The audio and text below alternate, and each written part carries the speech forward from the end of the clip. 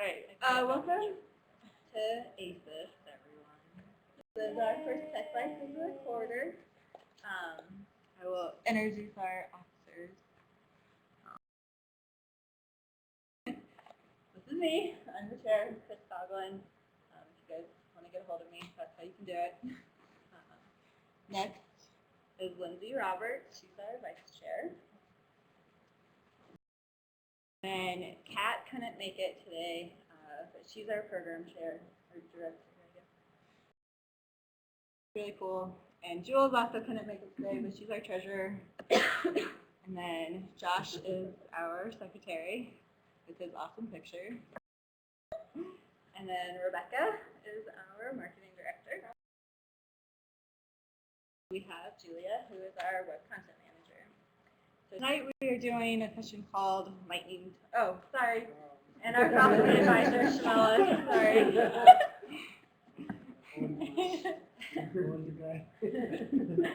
So we're doing our LightningTalks tonight, which we're going to introduce you guys to 20 different technologies, and then at the end of it, you guys will have a chance to vote on what you guys want to see as on. So we'll just start. Lindsay, you're up first. So cloud computing, basically the big picture.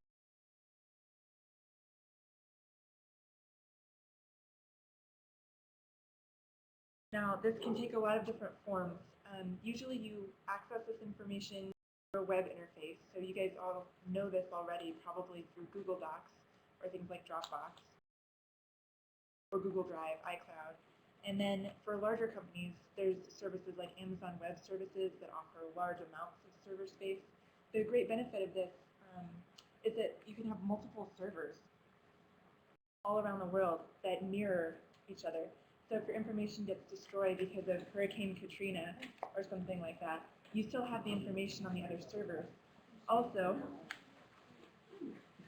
you don't have to worry about forgetting a file or forgetting your USB key, because you can access these files or information from any web-enabled device or computer.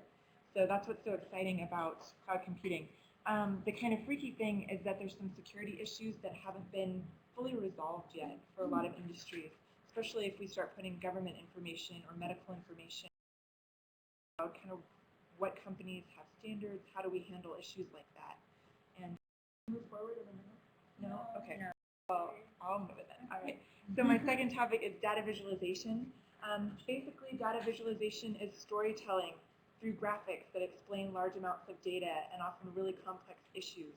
As you can see, it's really beautiful. And so there's an art to this. You're combining the analytical side of your mind with the artistic and creative side. The CEOs, deans, and directors really like to see graphics like this when they're trying to make decisions. What I love about data visualization. And then my third topic is GIMP, which is a free photo editing software program, very comparable to Photoshop. It has some graphic design editing capabilities as well. It is a raster program compared to a vector program. So basically, if you blow a graphic up or make it really small, you'll see pixel differences. Whereas with a vector program, which is what a lot of graphic designers use, you can do all sorts of things with a graphic and it still looks. But this program is free. It's a little bit clunkier than Photoshop, but again, it's free. The one main complaint is that there's multiple windows, and that can get a little bit hairy if you're in there using it. But it's also an open source program, so there are versions out there where people have edited the code, and it's definitely worth exploring. Because it's not as user-friendly as Photoshop, we thought this might be a reason to have it be a TechByte. So, okay, my three topics. Who's next? Josh. By the way, we have a sign-up sheet going around for those. Okay, awesome. Hi, everybody. I'm Josh. For those of you who missed the intro, I'm the secretary here, and I guess I'm going to be presenting on three topics. The first one is digitization. We're pretty lucky here to have some experts even in the room with us. Professor Matusiak speaking on digitization. We take a lot of classes on that, but we were willing to, offer this as something to talk about. Digitization, of course, comes in many different forms. It's not just the digitization of text or images. There's digitization of audio, video. It's a very complicated process. This is just an example of a digitization line for a document, but we have a whole info pack that me and some of my peers developed for Zhao-Hu's digitization class last year, and it has digitization specs and all kinds of stuff on here. So if you guys are interested in that, you can go a little deeper with that website and see if you might want to have us talks on that. The next one is screenshots, screencasts, Camtasia, Jing. Even Adobe Connect that we use here is a form of screencast. It's a way of sharing it's a number of various approaches on sharing information via the web. Camtasia, Jing, they are all TechSmith products, and they specialize in actually capturing your desktop or whatever happens to be going on in your computer and sharing it with people around you, whether that be a live stream or a recorded video. Camtasia works by providing an actual embed code and houses it online in their own servers. It's a great tool for really online classes, for web tutorials. You see this huge in Penrose. They use it to, they use Camtasia Studio to capture tutorials of how to use various Penrose apps and tools. And the OTL here at DU also provides Camtasia Relay to so we could talk to them about getting some demos in here. And then the last one I'm covering is online video, creating, posting, and editing. I don't know how many of you guys have dealt with online video, but it's a pain in the butt. Video is huge, it's difficult to deal with, and a lot of websites don't like to agree on the way they're going. Of course, the big one is YouTube. Creating, editing, and posting, you're going to begin the whole creation process. That really in and of itself is a separate topic, but we could do an entire talk on just the sharing of video online. We actually have our own, you have to excuse me, I work for the OTL, so I'm going to push a lot of that nonsense on you guys, but we have our own sharing site called Video Manager here at DU that provides embed codes and things like that. But there's a lot we can discuss on that as well, and there are plenty of extra.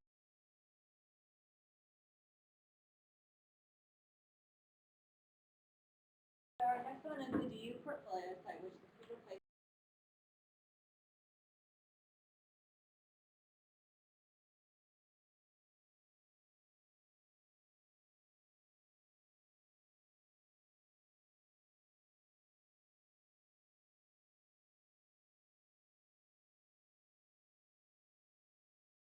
Customizable, as you can tell, you can change the font, you can change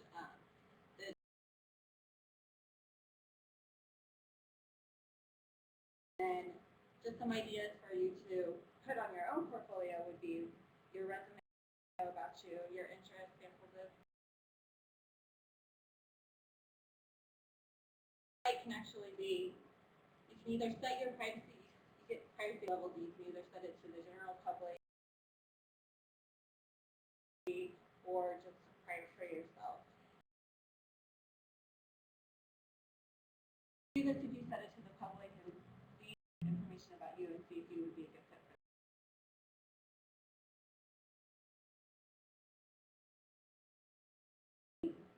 And this you'll probably see a little bit in your classes as well.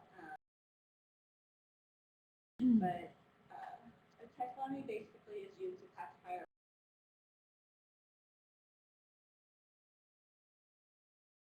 allow you to group related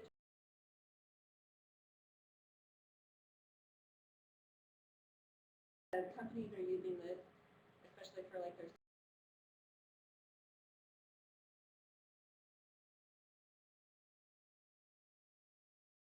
they just provide structure to content, to complex content within. So another group that goes a little bit beyond the taxonomy is the thesauri, and basically you're just adding a definition of the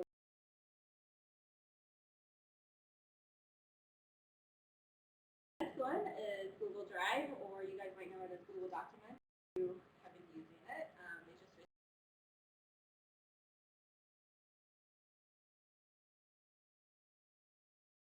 spreadsheets, presentations, forms, stored out on Google Cloud.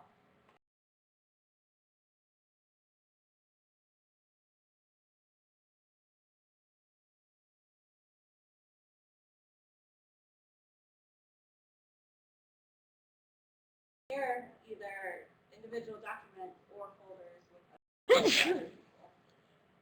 And then do it or edit it. Which is really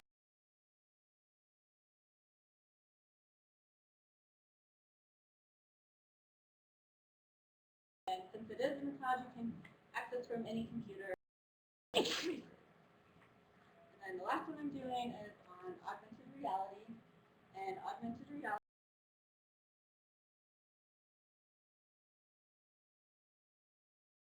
So this data can be in the form of video, sound, graphics, footage in real time with the extension of virtual reality, where players immerse themselves into a virtual space that exceeds. And for augmented reality to work, you need a processor display.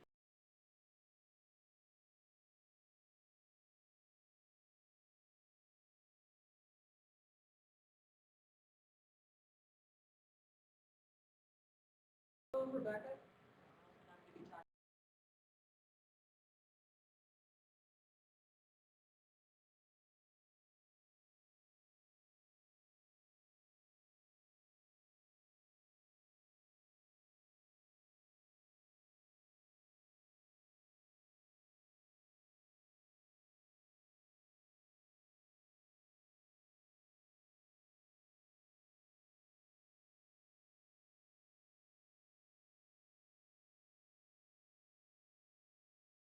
Move this around without moving any of the other elements, and that's something that you're not able to do.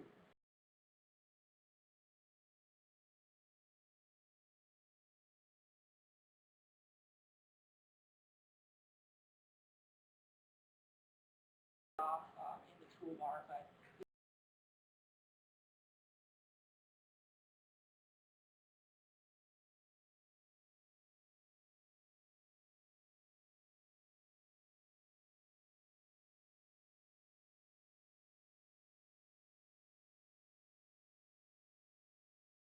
have certain elements to make it look balanced. Allows you to move something slightly over.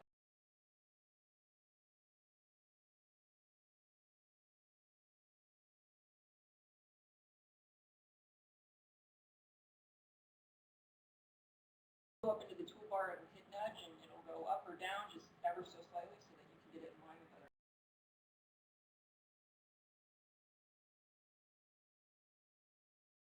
PowerPoint claims to have more than 95%.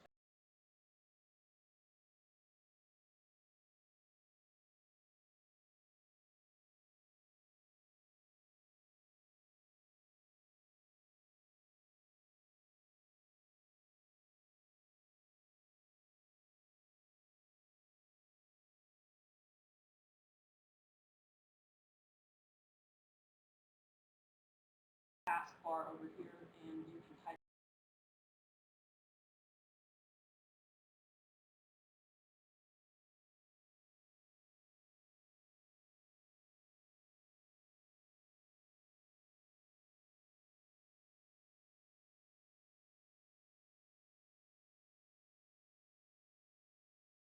And another cool thing about it is you can easily, obviously, slides or move them around. You can duplicate.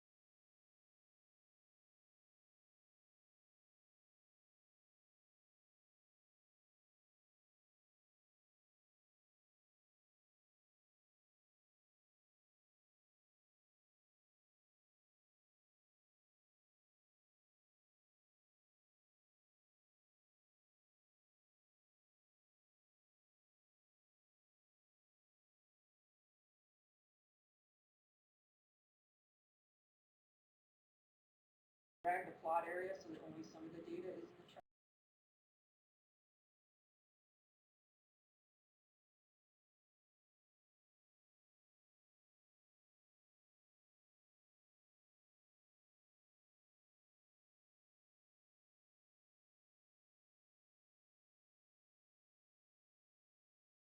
Broadest sense, this is something that I read this morning.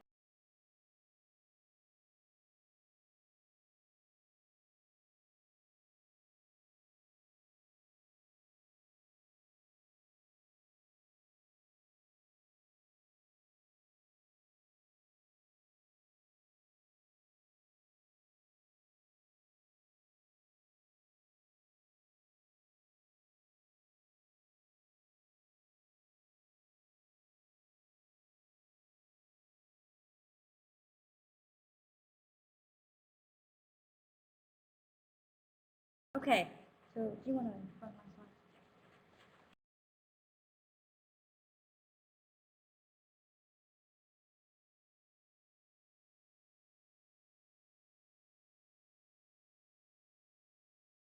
A little bit of an ebook first generation, but they're really complicated. And as you can tell for users, just from this infographic, each device supports different formats, and it's very confusing for our user population. Libraries, particularly public libraries. So that's why it's really important as librarians. You know, these are the different formats and this is how they work. We'll learn a lot more about that. Content management systems, or otherwise known as CMS. Nutshell, they're software programs that you can use, and there are free ones out there like WordPress. And they're really great because if you don't know how to program a website, some of them, however, I used to be a content writer for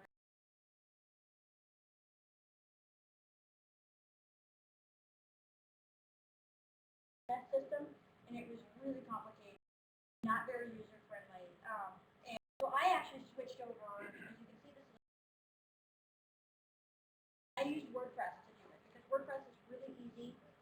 Most content management systems are pretty easy unless they're custom.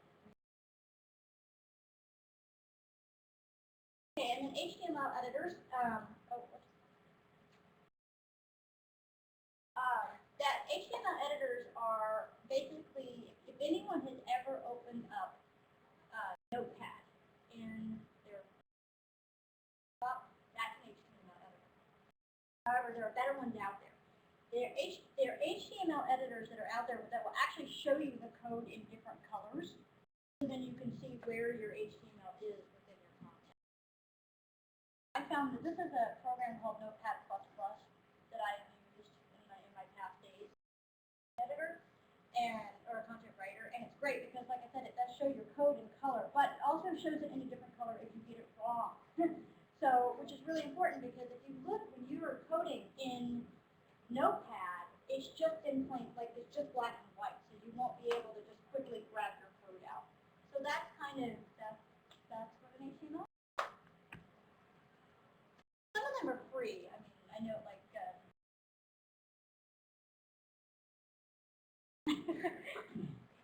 Hello everyone, this if you this is what I will be talking about. Medical librarianship / medical informatics. What is it like to work in a medical? What is it so unique about medical libraries as a clinic library or school library?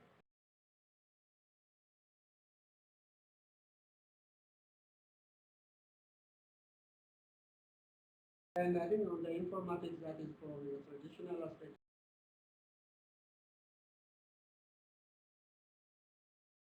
Major difference, but in terms of resources, definitely there are. Informatics are very contemporary.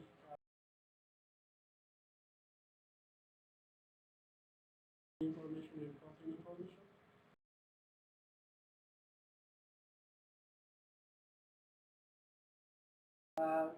pretty much I was medical level. Fun, Julia already talked about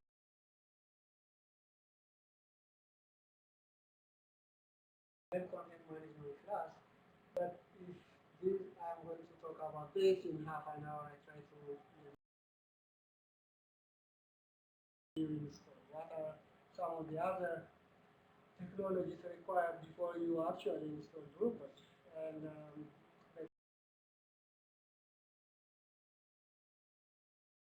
environment to create but content types and the size. And I think the keyword here is data, data, data.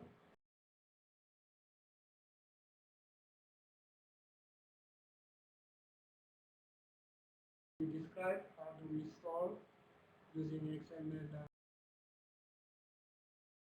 we process or pre-process data, manipulate. How do we extract information? It's not only XML, there are related technologies like schemas or document type definition to transform. So I think if there is a chance, these are the kinds of things I do.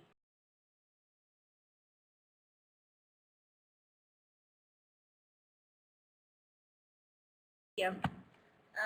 So you guys got a survey that was passed around to you. You can also take this online. We'll be posting the link on our Facebook and Twitter pages. And if you guys don't have those, then I can kind of show you right quick where you go, which this is actually the ASIS page. I think you can just search for ASIS-DU, right? And then we have a Twitter one too, which I think it's also ASIS-DU. So post this on the webpage too.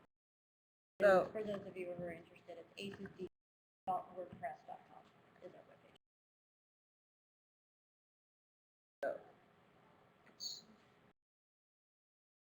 anyway, so you can stay connected with us in these 3 ways and let us know what you guys want to learn about, or if there's any other events that you guys are interested in having us do, or if you guys want to help out with anything,